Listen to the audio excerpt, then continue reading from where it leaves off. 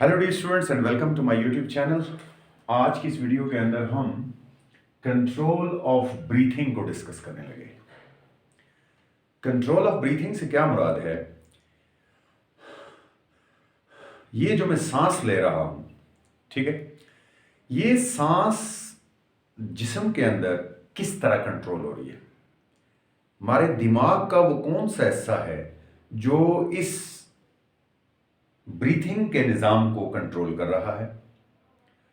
बाजों का हम ब्रीथिंग को ऑटोमेटिकली खुद भी कंट्रोल कर सकते हैं, यानी वॉलेंटरी हम उसको खुद कंट्रोल कर सकते हैं। जैसे मैंने अपनी सांस रोक ली, जब मैं बात कर रहा हूं तब भी मैं अपनी आवाज को कंट्रोल कर सकता हूं। जब हम स्नीज करते हैं, खांसते हैं, या हमें सिंगिंग करनी होती है, इसके लिए हमें लंबी सांस लेनी होती है, तो हम किसी हद तक सांस को जो है खुद भी कंट्रोल कर सकते हैं। लेकिन नॉर्मली जब हम सो रहे होते हैं, काम कर रहे होते हैं, कुछ भी कर रहे होते हैं, तब हमारी सांस खुद ब खुद कंट्रोल हो रही होती है, खुद ब खुद चल रही होती है। तो इसका मतलब ये है कि सांस की जो कंट्रोल है, कंट्रोल ऑफ ब्रीथिंग जो है, ब्रीथिंग का जो कंट्रोल है, ये वॉलेंट्री भी है और इनवॉलेंट्री भी है। तो आइए डिस्कस करते हैं ना। The process of breathing can be controlled by both voluntary way and involuntary way. Process of breathing जो है उसको दोनों वॉलेंट्री यानी अपनी मर्जी से और इनवॉलेंट्रीली खुद ब खुद ऑटोमेटिकली दोनों तरीकों से कंट्रोल मिलता है। मसलन voluntary controlled by the will of organism की अपनी मर्जी से, and secondly control automatically without the will of organism. मैंने कहा हम सो रहे होते हैं, हम कुछ नहीं पता हो रहा था, लेकिन सांस का निजाम चल रहा होता है, ब्रीथिंग हो रही होती है, और ये इसका मतलब है कि कोई मैकेनिज्म पीछे है। उसी मैकेनिज्म को आज हम डिस्कस करने लगेंगे, वो क्या है, कैसे हो रहा है। तो इसको देखते हैं जनाब। सबसे पहले हम वॉलेंटरी कंट्रोल को देखते हैं। ज्यादातर बातें मैंने बता दी हैं, जो चंद बातें लिखी हैं वो बता रहा हूं। विद इन अ लिमिट, एक खास रेंज तक, मसलन मैं अपनी सांस मैक्सिमम मैं भी 40 सेकंड के लिए रोक पाऊंगा या 30 सेकंड के लिए रोक पाऊंगा। कुछ लोग ऐसे हैं जो अपनी सांस में भी 1 मिनट तक रोक सकते हो, 1.5 मिनट तक, 2 मिनट तक मैक्सिमम कोई अपनी सांस रोक सकता हो। तो लफ्ज लिमिट यूज हुआ है, एक खास लिमिट तक। Within a certain limit the rate and strength of the breathing are under the voluntary control. ठीक है जी, एक खास लिमिट तक जो हमारी सांस की रिदम है, बस मैं तेज कर सकता हूं, मैं बिल्कुल स्लो कर सकता हूं, या मैं डीप कर सकता हूं, या बिल्कुल स्लो कर सकता हूं। ऐसे किसी भी तरह से इसको एक खास लिमिट के अंदर इसकी स्ट्रेंथ को और रेट को कंट्रोल किया जा सकता है ऑर्गेनिज्म की विल से।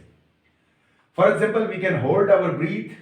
It is used in force breathing, जोर से सांस लेने में, स्नीजिंग, छींक आने में, कफिंग, खांसने में, सिंगिंग, गाना गाने में। जब हमने अपनी आवाज को किसी खास लय में बदलना होता है, गाना गाना है, कोई लंबी राग छींकनी है, किसी तरह से भी, उसमें हम अपनी आवाज को, अपनी जो ब्रीथिंग है, जो सांस है, उसको कंट्रोल कर सकते हैं। इसका मतलब है कि किसी खास, एक खास लिमिट के अंदर हम अपने रेट ऑफ ब्रीथिंग को और अपनी स्ट्रेंथ ऑफ ब्रीथिंग दोनों को कंट्रोल कर सकते हैं।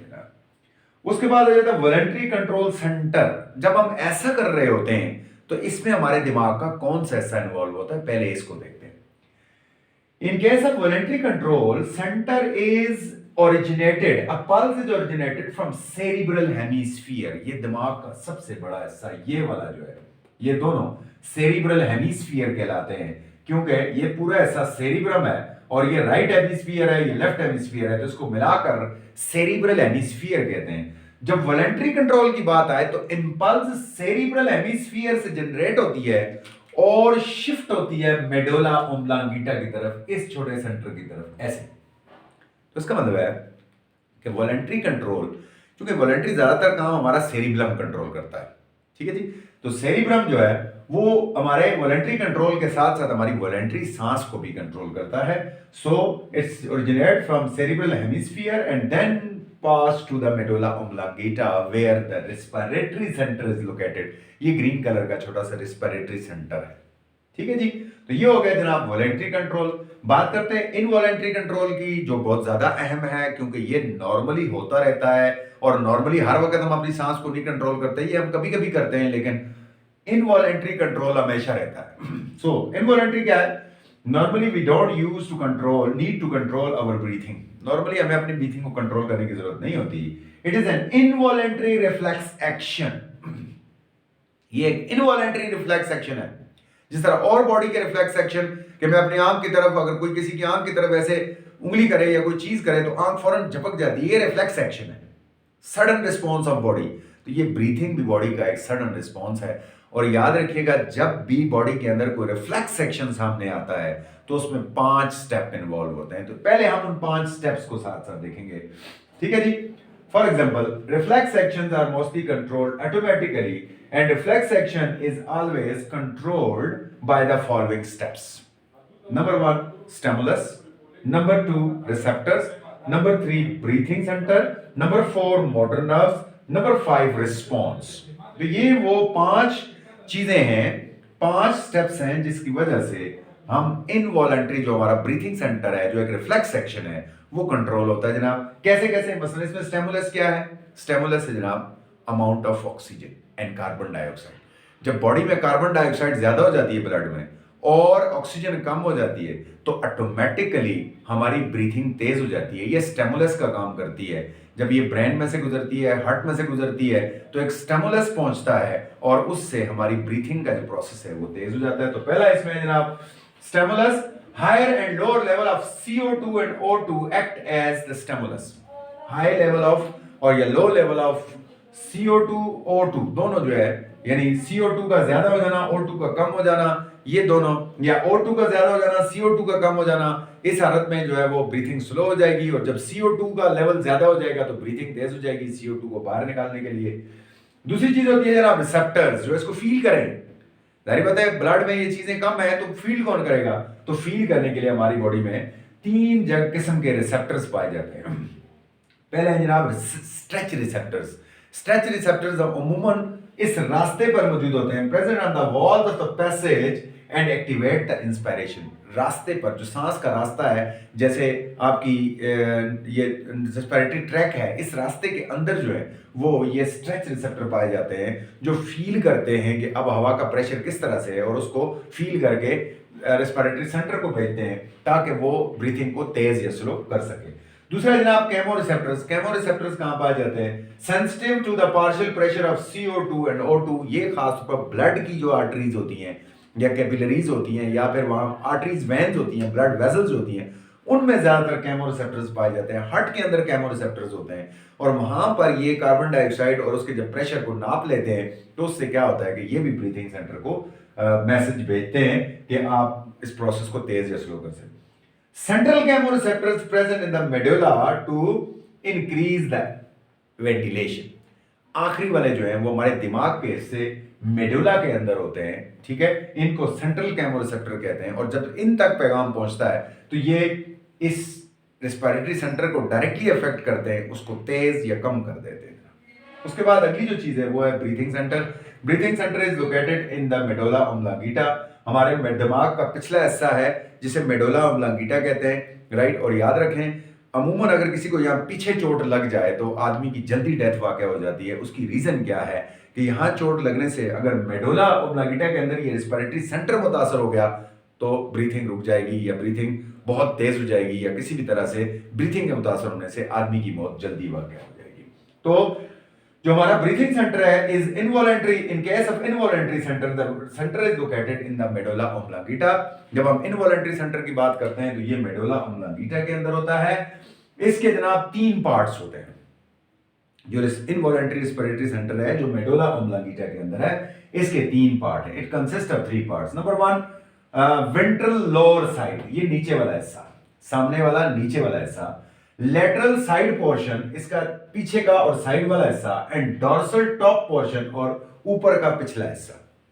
यानी एक ऊपर का पिछला हिस्सा, वेंट्रल मीन सामने का हिस्सा, लोअर साइड, और साइड वाला हिस्सा जो है, इस तरह से इसके अंदर 3 पोर्शन पाए जाते हैं। और 2 जो है ये डिफरेंट काम करते हैं। मसलन जो वेंट्रल साइड है इसको इंस्पायरेटरी सेंटर कहा जाता है क्योंकि ये इंस्पायरेशन को एक्टिवेट करता है, डायाफ्राम को, इंटरकोस्टल मसल्स को एक्टिवेशन देता है ताकि वो ज्यादा जो है वो कॉन्ट्रैक्ट हो, और कॉन्ट्रैक्ट होने से इंस्पायरेशन में इजाफा हो, इसलिए इसको इंस्पायरेटरी सेंटर कहते हैं। The ventral lower portions of the breathing center act as to increase the rate and depth of inspiration, so called inspiratory center. ठीक है जी, जो हमारे रेस्पिरेटरी सेंटर का जो वेंट्रल लोअर पोर्शन होता है, यानी ये नीचे वाला जो हिस्सा होता है, ये क्या करता है, ये हमारे इंस्पायरेशन को तेज करता है, इसलिए इसको हम इंस्पायरेटरी सेंटर कहते हैं। और ये इंस्पायरेशन की रेट और डेप्थ दोनों को तेज कर देता है। जबकि अगले वाले दोनों यानी लेटरल और डोर्सल जो पोर्शन होता है इसका, वो इसके अपोजिट काम करता है, उसको एक्सपायरेटरी सेंटर कहा जाता है। क्यों?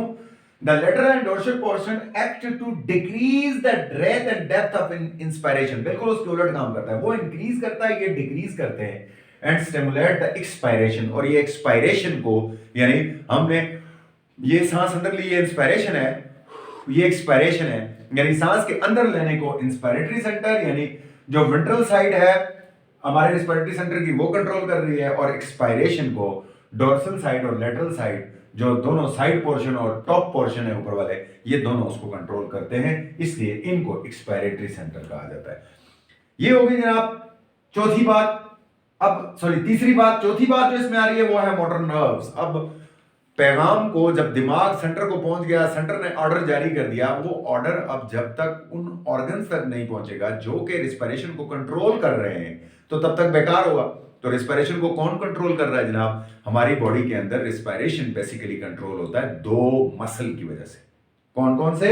एक है जनाब डायाफ्राम, हमारे यहाँ लंग्स के बिल्कुल नीचे एक बड़ा सा पट्टा है जो पेट की कैविटी को आपकी चेस्ट कैविटी से अलग कर रहा है, इस पट्टे का नाम है डायाफ्राम, ये यू डोम शेप होता है, ठीक है। और दूसरे इसमें पाए जाते हैं इंटरकोस्टल मसल, हमारी जो पसलियां हैं, इन पसलियों के दरमियान में जो मसल पाए जाते हैं इन्हें कहा जाता है इंटरकोस्टल मसल।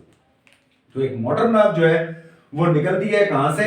यहां रेस्पिरेटरी सेंटर से, और पैगाम लाती है, एक जो है मोटर नर्व वो पैगाम लाती है डायफ्राम के लिए, दूसरी जो है वो पैगाम लाती है इंटरकोस्टल मसल के लिए। याद रखिएगा, जो इंटरकोस्टल मसल के लिए लाती है उसे इंटरकोस्टल नर्व कहा जाता है, और जो डायफ्राम के लिए लाती है इसे फ्रेनिक नर्व कहा जाता है। ये बात खास याद रखने की है क्योंकि ये एमसीक्यू में पूछी जा सकती है कि वो मोटर नर्व जो कि डायफ्राम को कंट्रोल करती है उसे क्या कहा जाता है? उसे कहा जाता है जी phrenic nerve.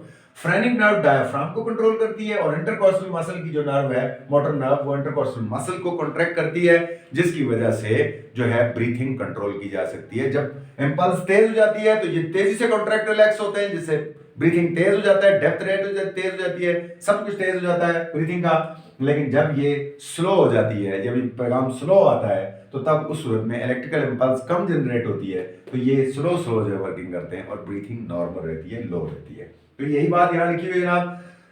In motor nerve, they bring message from the breathing center to the diaphragm and intercostal muscle. And there are two types of motor nerves. These are intercostal nerves and the phrenic nerves. और दोनों का मैंने बता दिया, intercostal को control करती है, phrenic diaphragm को कंट्रोल करती है। अब आखिरी चीज रह गई response. Rhythmic movement of the intercostal muscle and diaphragm bring breathing movement, which is the response of the breathing center. जो breathing center है, जो मैसेज भेजा है मोटर नर्व के जरिए, अब जब वो पहुंचेगा तो रिदमिकली जो है वो आपके इंटरकोस्टल मसल और डायफ्राम कॉन्ट्रैक्ट और रिलैक्स होगा। इसके कॉन्ट्रैक्ट और रिलैक्स होने से आपका रेस्पिरेशन रेट जो है वो कंट्रोल में आएगा। यूं आज हमने देख लिया कि जनाब हमारी बॉडी के अंदर जो रेस्पिरेशन हो रहा है ये वॉलेंट्री भी है, इनवॉलेंट्री भी है, और इसको कंट्रोल करने के लिए दिमाग का एक हिस्सा काम करता है, उसे कहते हैं मेडुला ऑब्लांगेटा। उसके अंदर रेस्पिरेटरी सेंटर होता है, और रेस्पिरेटरी सेंटर जो है उसको जब स्टिमुलेशन मिलती है, वो फील करता है कि बॉडी में कार्बन डाइऑक्साइड और ऑक्सीजन का लेवल जो है वो कम ज्यादा है, तो वो उसको नॉर्मल करने के लिए ब्रीथिंग को तेज या स्लो कर सकता है। आई होप आपके लिए ये लेक्चर फायदेमंद साबित होगा। अपना ख्याल रखिएगा, चैनल को सब्सक्राइब करना मत भूलिएगा। अल्लाह हाफिज।